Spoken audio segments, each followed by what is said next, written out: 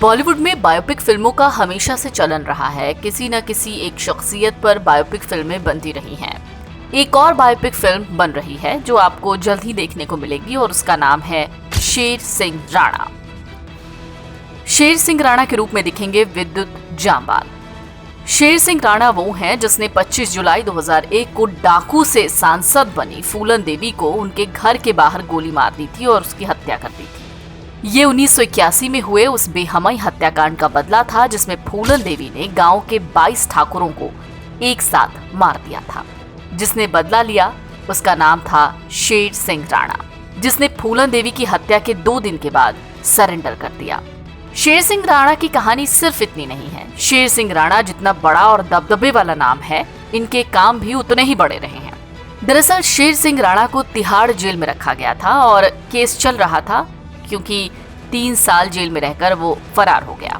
पहले बांग्लादेश, फिर दुबई, फिर अफगानिस्तान पहुंचा, जहां से सम्राट पृथ्वीराज चौहान की अस्थियां लेकर भारत लौटा। फिर जेल गया, जमानत पर छूटा, चुनाव लड़े और 10 करोड़ का दहेज ठुकरा दिया।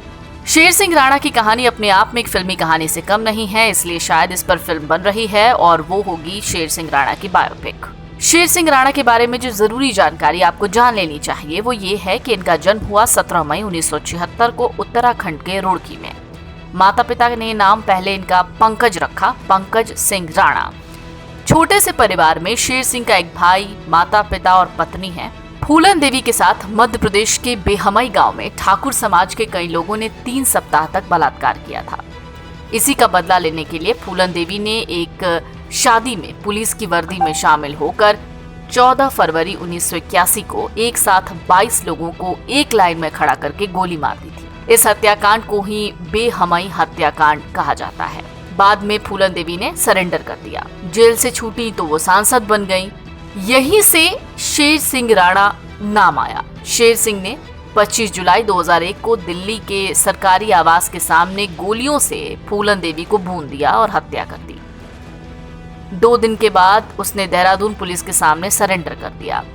सबसे ज्यादा चौंकाने वाला खुलासा तब हुआ जब राणा ने बेहमई हत्याकांड में मारे गए 22 राजपूतों की हत्या का बदला लेने के लिए फूलन देवी की हत्या की थी। उसने ये कबूल किया। राणा पर हत्या का केस चल रहा था। वो 3 साल तक तिहाड़ जेल में बंद रहा। 17 फरवरी 2004 को वो जेल से फरार हो गया। बाद में पता चला कि कई दिनों तक भारत में भटकने के बाद वो बांग्लादेश पहुंच गया, जहां उसने 16,500 रुपए में एक सैटेलाइट फोन खरीदा और अपने रिश्तेदारों से उसने बात करनी शुरू कर दी। उसने 15 से 20,000 रुपए हर महीने अपने रिश्तेदारों से मंगाना शुरू किया। बांग्लादेश से वो दुबई और दुबई से वो अफगानिस्तान चला गया। कहानी सिर्फ इतनी नहीं है। शेर सिंह राणा अफगानिस्तान पहुंचने के बाद वहां से गजनी पहुंचकर 11वीं शताब्दी के सम्राट पृथ्वीराज चौहान की अस्थियां भारत ले आया। इस दौरान शेर सिंह ने 40 मिनट का एक वीडियो भी बनाया जिसे उसने खुद YouTube पर अपलोड किया था। जैसे ही वो भारत पहुंचा, साल 2006 में एक बार फिर से उसे गिरफ्तार कर लिया गया। इसके बाद दिल्ली की अदालत ने राणा को फूलन देवी की हत्या के आरोप में 14 अगस्त 2014 को उम्र कैद और 1 लाख जुर्माने की सजा सुनाई। दरअसल इस बीच शेर सिंह राणा की बहादुरी के खूब चर्चे हुए। हिंदू क्षत्रिय सेना ने उसकी तारीफ सिर्फ इसलिए की क्योंकि उसने अपनी जान को जोखिम में डालकर सम्राट पृथ्वीराज चौहान की अस्थियां भारत लाया। इसके बाद दिल्ली हाई कोर्ट ने शेर सिंह राणा को अंतरिम जमानत दे दी थी, जिसके बाद उसने पिलखुआ में पृथ्वीराज चौहान का मंदिर बनवाया, जहां पर आज भी उनकी अस्थियां रखी हुई हैं। 2012 में शेर सिंह राणा ने सवर्णों की एक पार्टी बनाई और उसके बाद चुनाव लड़ा। 2012 में उत्तर प्रदेश के जेवर से सुरेश राणा के खिलाफ चुनाव लड़ते हुए उसे हार का सामना करना पड़ा।